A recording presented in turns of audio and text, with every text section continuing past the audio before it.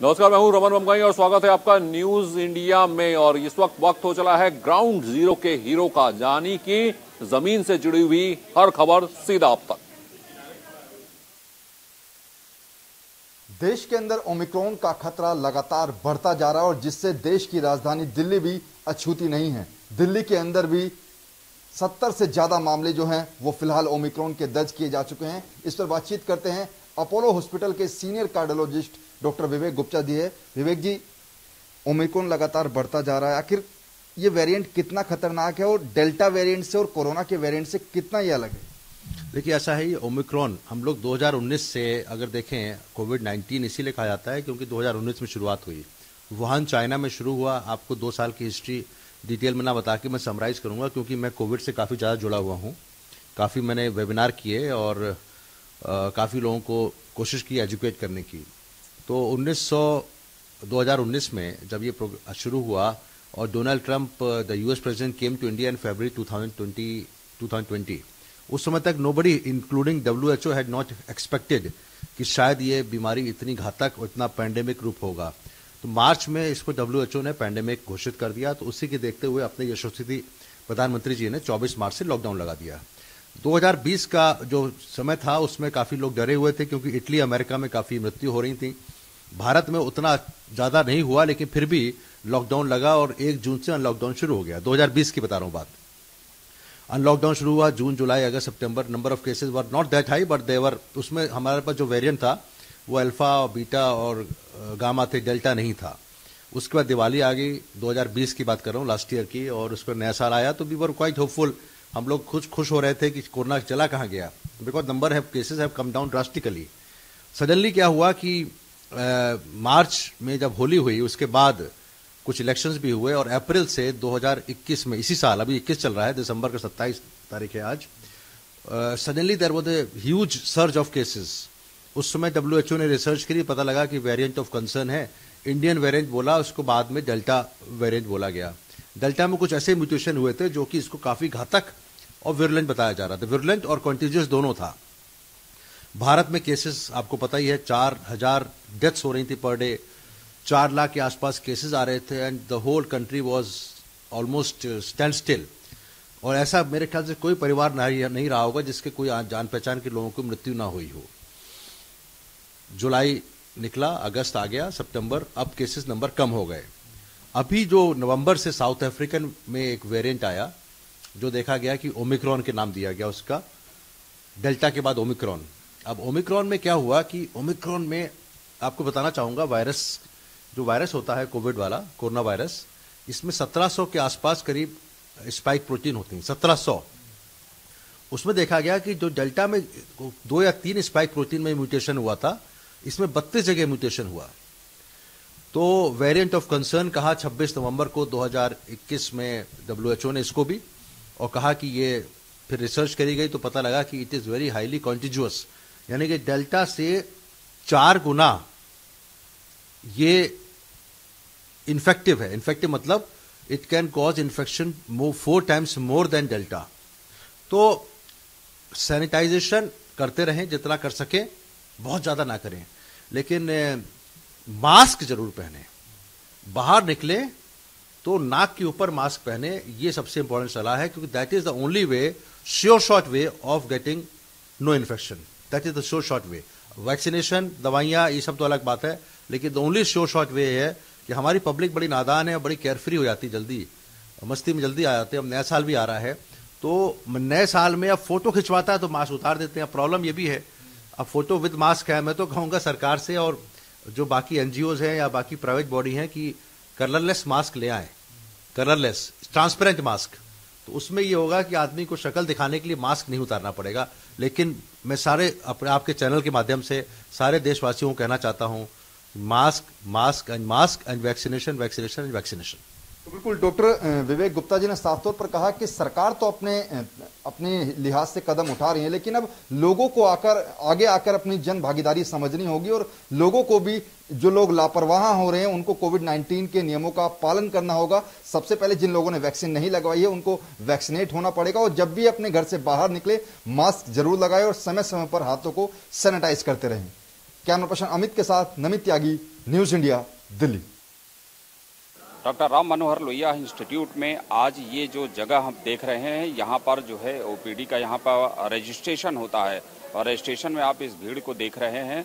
जैसे ही कैमरे की नज़र पड़ी उसके बाद जो यहाँ पर व्यवस्था में लगे हुए लोग हैं, जिनको सोशल डिस्टेंसिंग के लिए लगातार जो है प्रधानमंत्री से लेकर अब कोविड ने फिर से एक बार उत्तर प्रदेश में भी पैर पसार दिया हो। ओमिक्रॉन का लगातार प्रकोप बढ़ता जा रहा है और ऐसी सूरत में जो है अभी भी लेकिन जो पब्लिक है वो मानने को तैयार नहीं है, न तो सोशल डिस्टेंसिंग, और कुछ लोगों को अभी भी देखा गया कि वो लोग जो है मास्क अभी भी जो है नदारत है, मास्क रहने के बावजूद भी जो है प्रॉपर मास्क यहाँ पर लगाए जाएं। पूरी तरह से संक्रमित एरिया होता है, जो कि जो हेल्थ के और जितने भी हॉस्पिटल्स हैं वो संक्रमित एरिया होते हैं, वहाँ पर सबसे ज़्यादा लोगों को प्रभावित करने का एक बहुत बड़ा चांसेस होता है। लेकिन ऐसी सूरत में जो है अभी भी जो पब्लिक है, जो यहाँ जनता है, जो लोग, जो ईमानदार है, जो अपने लोगों का रजिस्ट्रेशन कराने के लिए आए हैं, पर्चा कराने के लिए आए हैं, वो भी अभी सबक लेने के लिए तैयार नहीं है।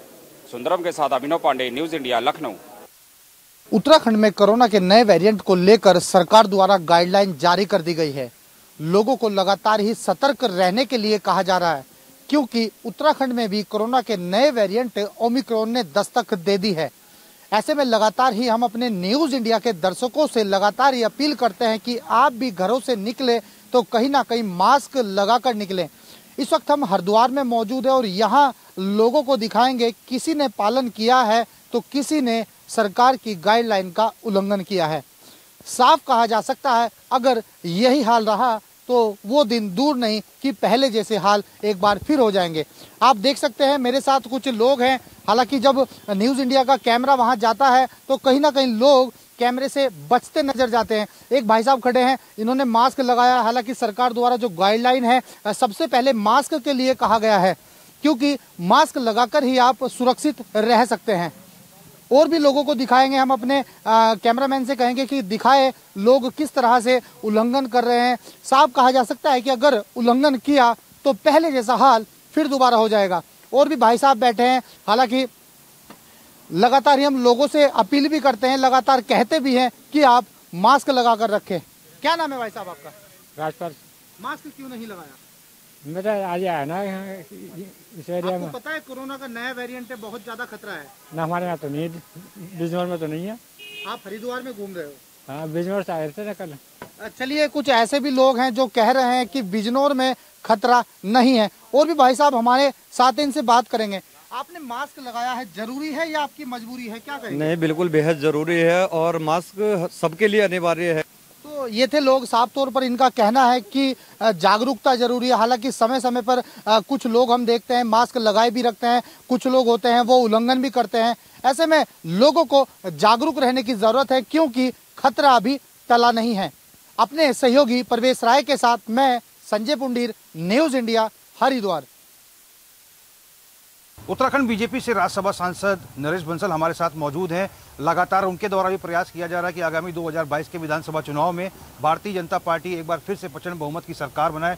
बंसल साहब से जानने का प्रयास करते हैं कि प्रधानमंत्री नरेंद्र मोदी के मार्गदर्शन में लगातार ये रहते हैं, क्योंकि ये दिल्ली में भी जमे रहते हैं। सर, क्या लगता है कि इस बार 2022 के विधानसभा चुनाव में बीजेपी की पकड़ कितनी मजबूत है? बीजेपी पूरी तरह से मजबूत है। बीजेपी ने मोदी जी के कुशल नेतृत्व में भारतीय जनता पार्टी की डबल इंजन की सरकार ने उत्तराखंड में व्यापक विकास के कार्य किए हैं। वो रोड कनेक्टिविटी हो, रेल कनेक्टिविटी हो, एयर कनेक्टिविटी हो, कृषि के क्षेत्र में हो, सहकारिता के क्षेत्र में हो, स्वयं सहायता समूह के क्षेत्र में हो, स्वास्थ्य के क्षेत्र में हो, युवाओं को खेलों में आगे बढ़ाने के क्षेत्र में, कोई क्षेत्र ऐसा नहीं है। और हर वर्ग का व्यक्ति, चाहे पूर्व सैनिक हो, हर वर्ग का व्यक्ति भारतीय जनता पार्टी के साथ है, उसको अपना आशीर्वाद और समर्थन दे रहा है। क्योंकि हमने पारदर्शी, निर्णय लेने वाली, भ्रष्टाचार मुक्त सरकार चलाई है। डबल इंजन की सरकार का विकास में क्या लाभ है ये जनता समझ चुकी है। विजय संकल्प यात्रा आप लोगों की निकल रही है, विजय संकल्प रथ जो निकल रहे हैं आप लोगों के जगह जगह। राष्ट्रीय अध्यक्ष जेपी नड्डा ने उसका शुभारंभ किया था।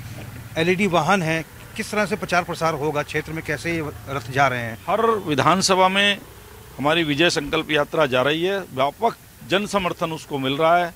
हजूम का हजूम हमारे रोड शो में शामिल हो रहा है, उस यात्रा में शामिल हो रहा है, अपना समर्थन और आशीर्वाद दे रहा है।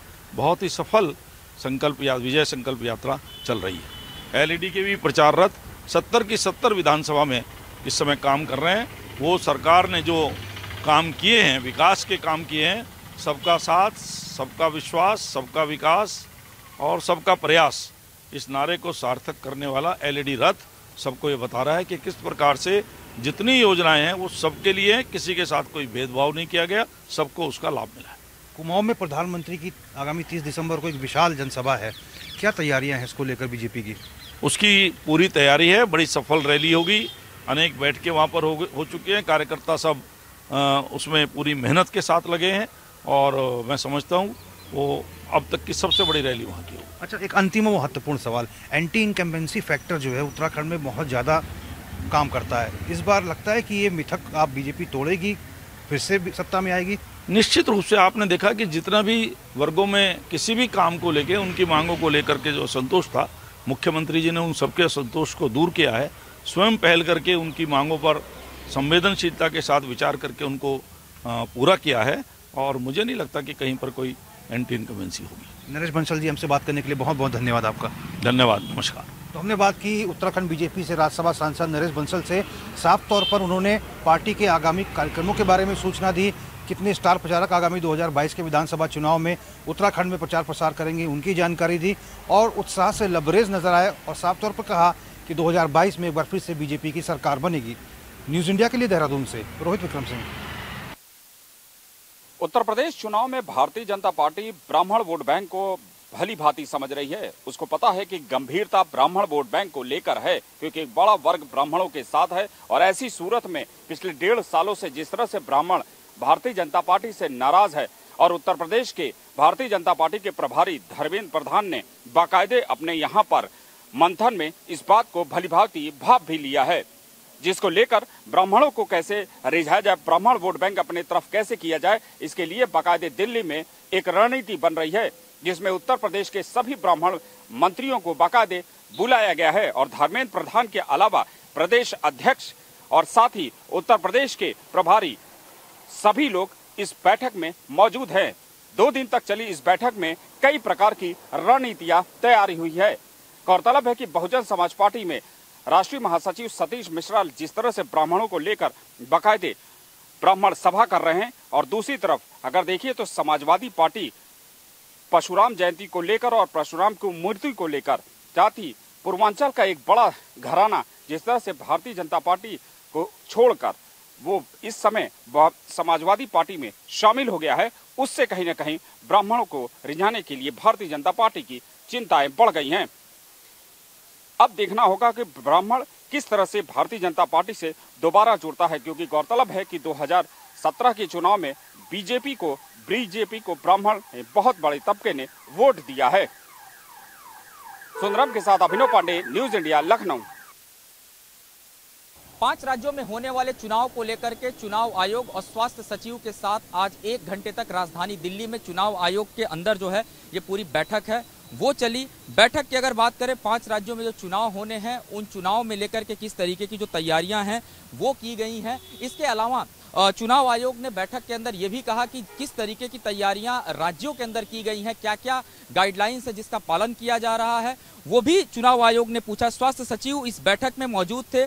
स्वास्थ्य सचिव से कहा गया कि आगामी जनवरी से पहले एक पूरा जो रिपोर्ट है वो चुनाव आयोग को सौंपना है। हालांकि इस बैठक में 5 राज्यों में जो चुनाव होने हैं उसमें जिस तरीके से रैलियों में लगातार भीड़ उमड़ रही है, रोड शो में लाखों लोग एकत्रित हो रहे हैं, ऐसे जन सैलाब को देख करके भी चुनाव आयोग बेहद चिंतित है। हालांकि इलाहाबाद अगर हाईकोर्ट की बात करें, उस हाईकोर्ट का कहना है कि अगर सरकार को लगता है तो चुनाव को 2 महीने टाला जाए, यानी क्योंकि जिस तरीके के हालात बढ़ रहे हैं, ओमिक्रॉन के केसेस जिस तरीके से लगातार बढ़ रहे हैं, उसको देखते हुए चुनाव आयोग भी चिंतित है। इसीलिए आज ये जो पूरी लंबी बैठक है वो चुनाव आयोग की तरफ से की गई। हालांकि चुनाव आयोग की इस बैठक में बड़ा साफ स्पष्ट मैसेज दिया गया है कि राज्यों को अब अपनी तैयारियों का ब्यौरा भी देना पड़ेगा कि किस तरीके की तैयारियां उन राज्यों में हो रखी हैं। इसके अलावा लगातार जो इस बैठक के अंदर अगर आईटीबीपी की बात करें और इसके अलावा हम बीएसएफ की बात करें,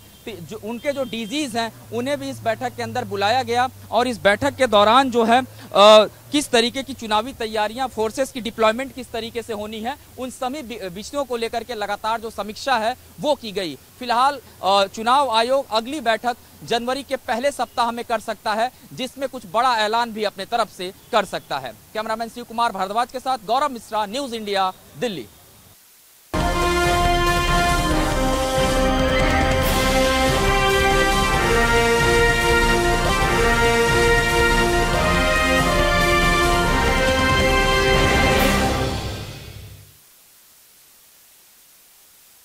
नीट पीजी काउंसलिंग को जल्द से जल्द कराने को लेकर तमाम जो डॉक्टर्स हैं वो हड़ताल कर रहे हैं। पहले ये तस्वीर दिखा दूं। एक तरफ तो देश के अंदर ओमिक्रॉन का खतरा लगातार बढ़ता जा रहा है। पीएम नरेंद्र मोदी कह रहे हैं कि हेल्थ वर्कर्स को 10 जनवरी से बूस्टर डोज लगवाई जाए, लेकिन दूसरी तरफ दिल्ली की सड़कों पर तमाम जो रेजिडेंट डॉक्टर हैं वो अपनी तमाम मांगों को लेकर हड़ताल कर रहे हैं। जितने भी बड़े अस्पताल हैं वहाँ के डॉक्टर्स यहाँ पर एकत्रित हुए हैं। अपनी मांगों को लेकर एक बड़ा प्रोटेस्ट जो है वो यहाँ पर चल रहा है। सबसे पहला सवाल, आखिर मेन आपकी बेसिक डिमांड?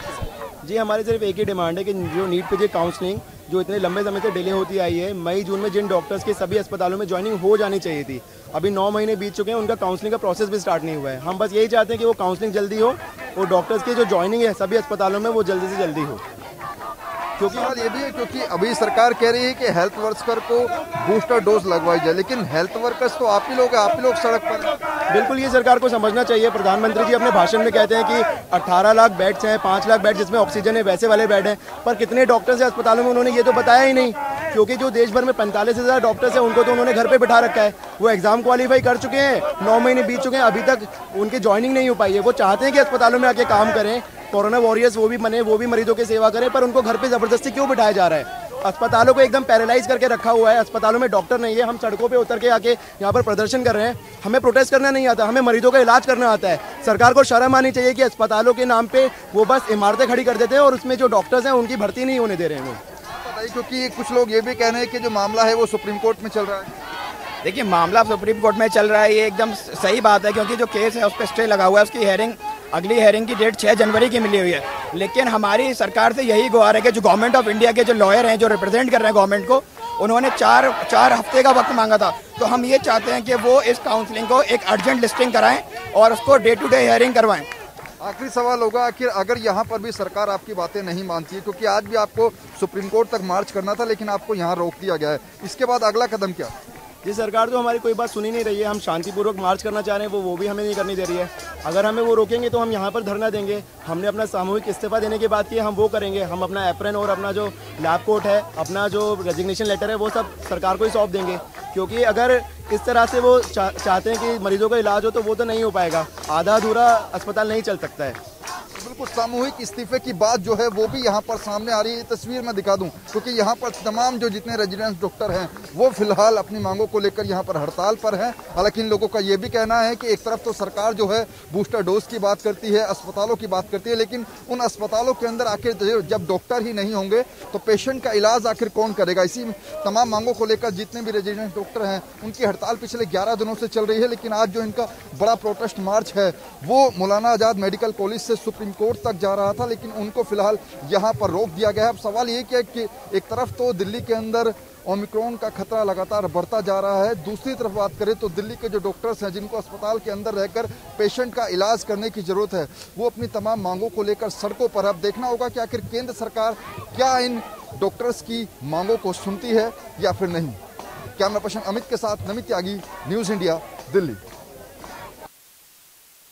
पंजाब विधानसभा चुनाव से ठीक पहले चंडीगढ़ नगर निगम चुनाव में आम आदमी पार्टी को एक बड़ी संजीवनी मिल गई है। आम आदमी पार्टी ने यहां कुल 35 सीटों में से 14 सीटें जीती हैं और सबसे बड़ी पार्टी के रूप में उभर कर सामने आई है। सबसे ज्यादा चिंताजनक स्थिति कांग्रेस की है, जिसके हाथ महज 8 सीटें ही लगी हैं। हालांकि भारतीय जनता पार्टी ने 12 सीटें जीतकर किसान आंदोलन के चलते अपने खिलाफ भड़की आग की सेंक को कुछ मंद करने में सफलता जरूर हासिल की है। फिलहाल माना यही जा रहा है कि चंडीगढ़ नगर निगम चुनाव के नतीजों का असर पंजाब विधानसभा चुनाव में भी देखने को मिल सकता है, क्योंकि यह चुनाव पंजाब विधानसभा चुनाव से ठीक पहले हुए हैं और वैसे भी चंडीगढ़ पंजाब की राजधानी है।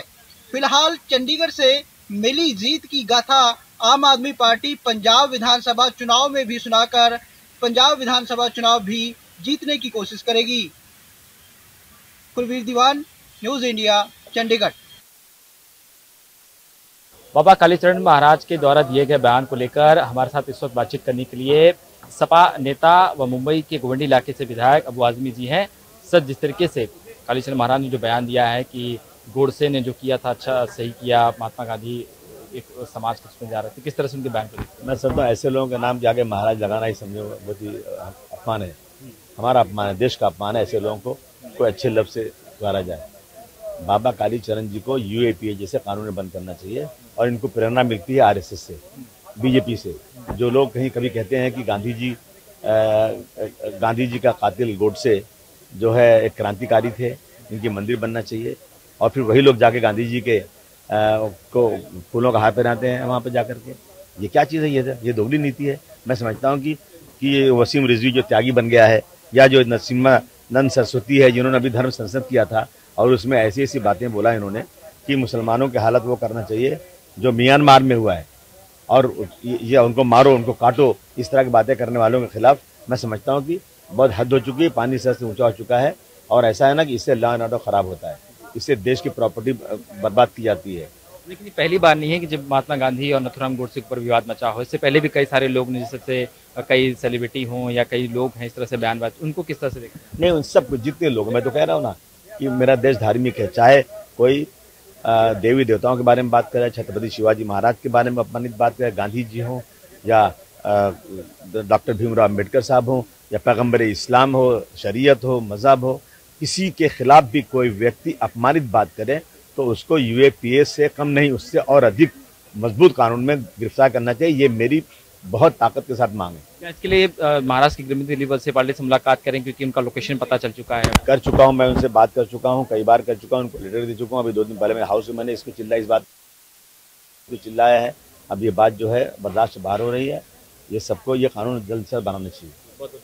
बिल्कुल, ये थे हमारे साथ अबू आसिम आजमी, जिनका साफ तौर पे कहना है कि इस फिलहाल में जो है कानून बनाना चाहिए ताकि किसी भी धर्म, किसी मजहब के बारे में कोई व्यक्ति बोल ना पाए। कैमरा बलू राउत के साथ शुभम पांडे, न्यूज इंडिया, मुंबई।